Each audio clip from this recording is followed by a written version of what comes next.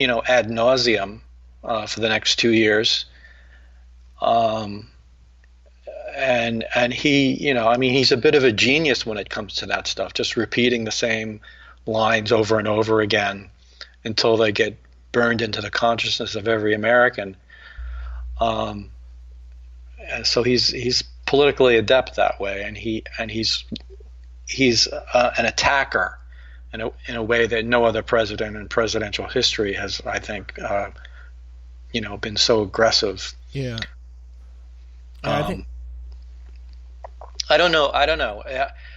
I still think we're not really at the end of this. There's going to be more that I think comes out, and if you're a Democrat and you're hopeful for um, more damaging evidence to come out about Russia or obstruction, I think we're going to hear more.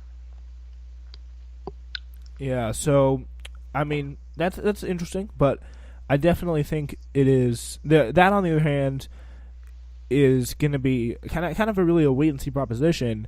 But on the other hand, it's definitely worth taking a look at this because how it just looks to the American public is it's not great because a new poll in a new poll, 50.3% of respondents, this is again larger than Trump's actual base, said they agree with Trump that Mueller probe is a witch hunt.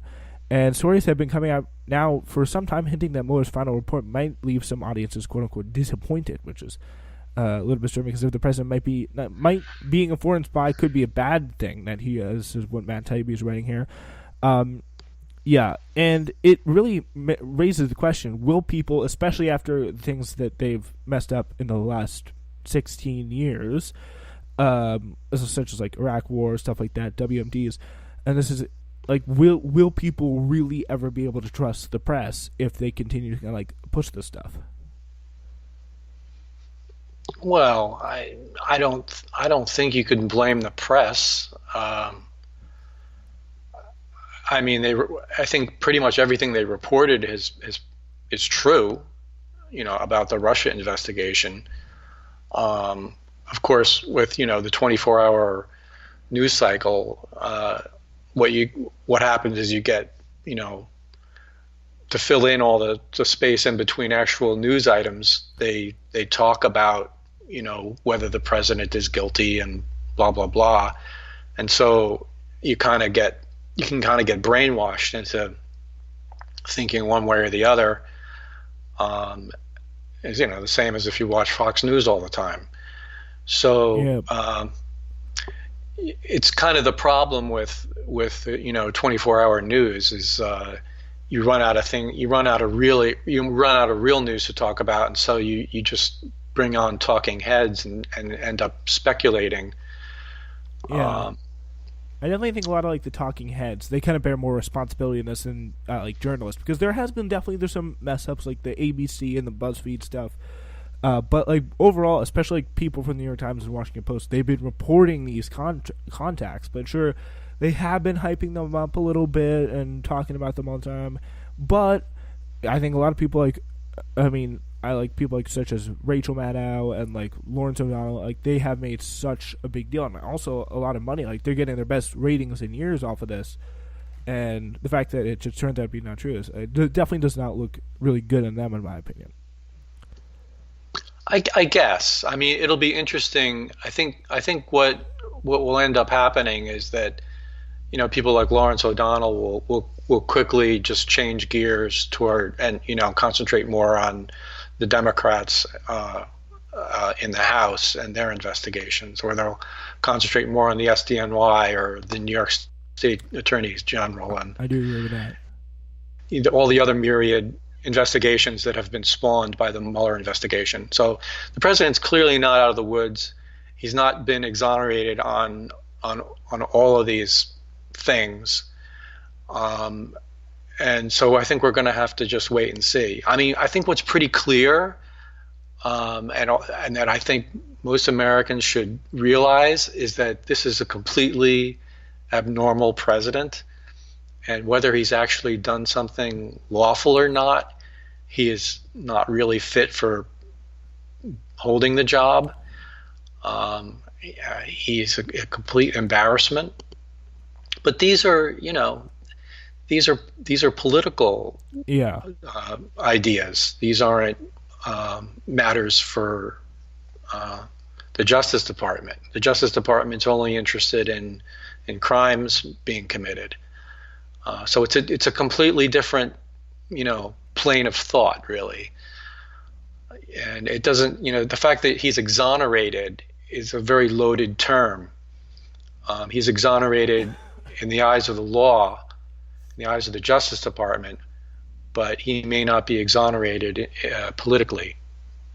Yeah, so that's and the question is, you say there is more stuff coming. I think it's not preposterous to say that there could be more stuff coming, but I don't think I don't think it's a certainty there's going to be like more damning revelations. I mean, maybe from SDNY, maybe from that stuff, but I mean, you don't know. But I think just based on what you're saying before, I think a really good tweet I saw on this day is from Ashley Feinberg on Twitter. She says, as embarrassing as Russia stuff is, what's going to be even more embarrassing is 10 years from now when we try to figure out why we just kind of let a racist idiot who brags about sexual assault go around violating campaign finance laws, enriching himself, and separating families from children. So, yeah, like there's so many other like important policy like stuff that in other investigations it's just kind of hard to keep track of. Like this is again, without a doubt, the most openly corrupt administration I think ever that we can remember. And there's so much stuff to get on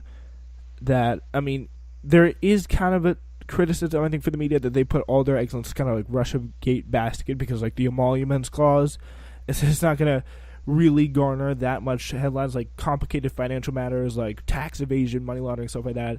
Like, I mean, it's not really as interesting as the president is a foreign spy, a Russian spy, and all that stuff that we've been kind of like it's like a spy novel really, and like that stuff is not really nearly as interesting I think to the general public, but it's definitely a lot more I think likely, and the fact that people have just really been hyped up, it's definitely not a good scenario. Well, I wouldn't say that saying that he's exonerated on conspiracy. I don't think that means that he's not necessarily a Russian spy.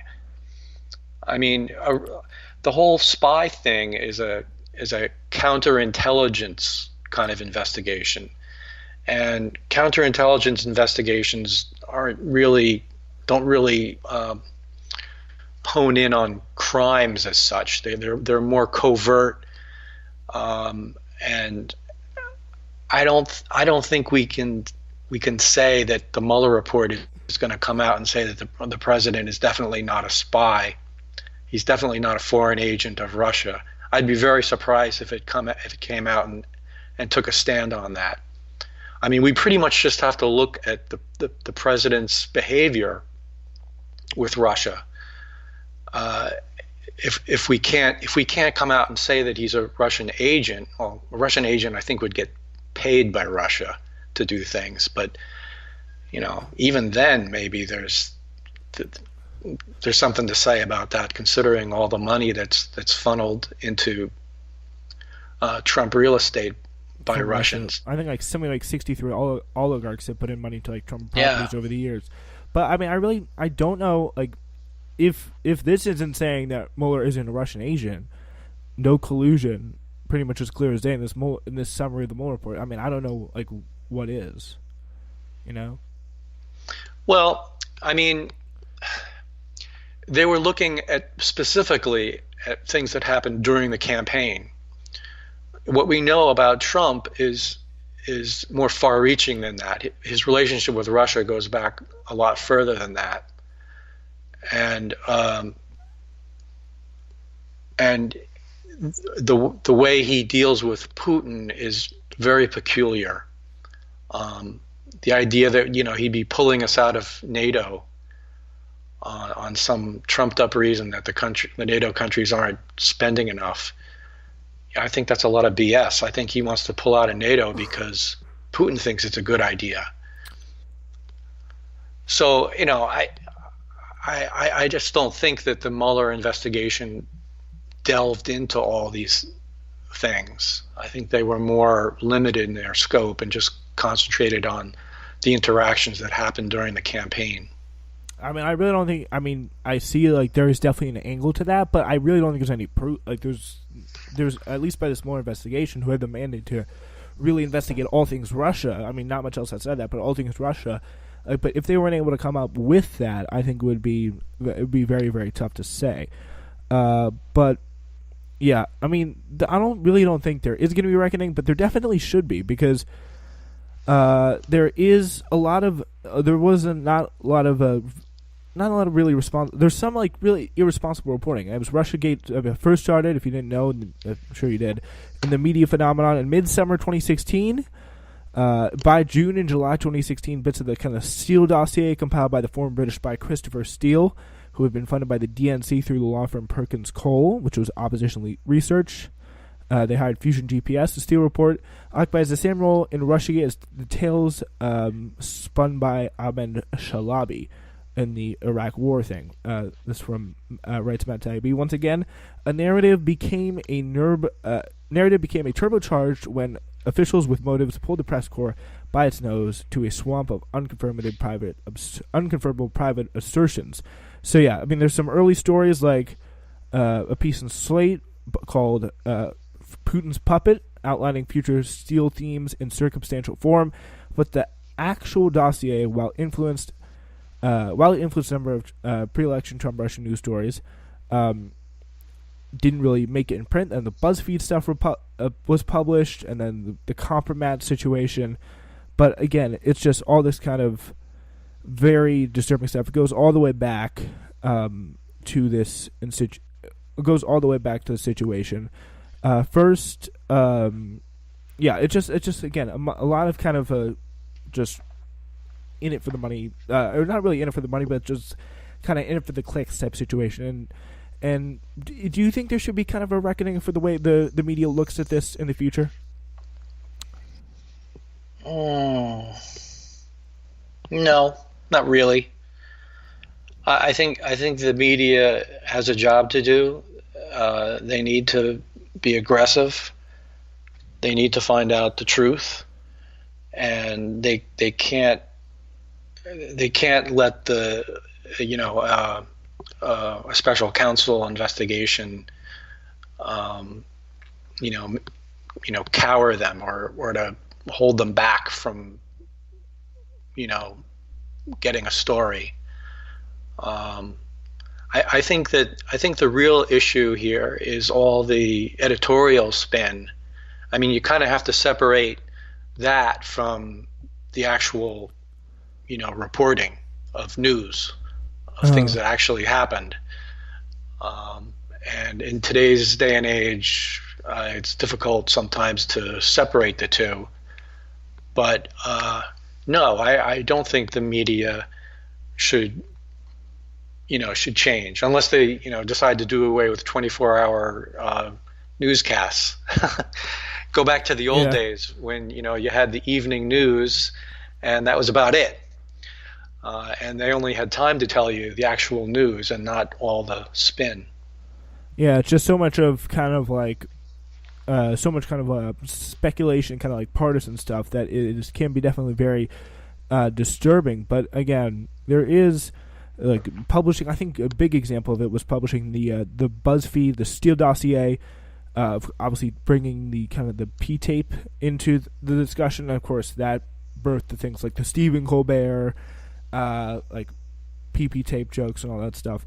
But you really couldn't have reported the story without kind of a hook if you were a journalist, and therefore reports surrounding Steele technically weren't about the allegations themselves, but rather the journey of those allegations from one set of official hands to another, and then handing the report to Trump created a perfect pretext to then talk about the story. So anyway, that is, it's all very interesting stuff. So definitely recommend that you go check out that if you want to learn more about that. We're not obviously going to have time to fully explore it, but it is definitely a very interesting way to look at the way the media covers things. And I think both sides did some pretty big mistakes. Like kind of the smearing of Mueller by the right wing was frankly ridiculous, and then the fact that like Jonathan Chait and other people coming out and saying like Trump's been a Russian agent, Trump's been a Russian spy, and getting so many people to believe that I mean, without really any kind of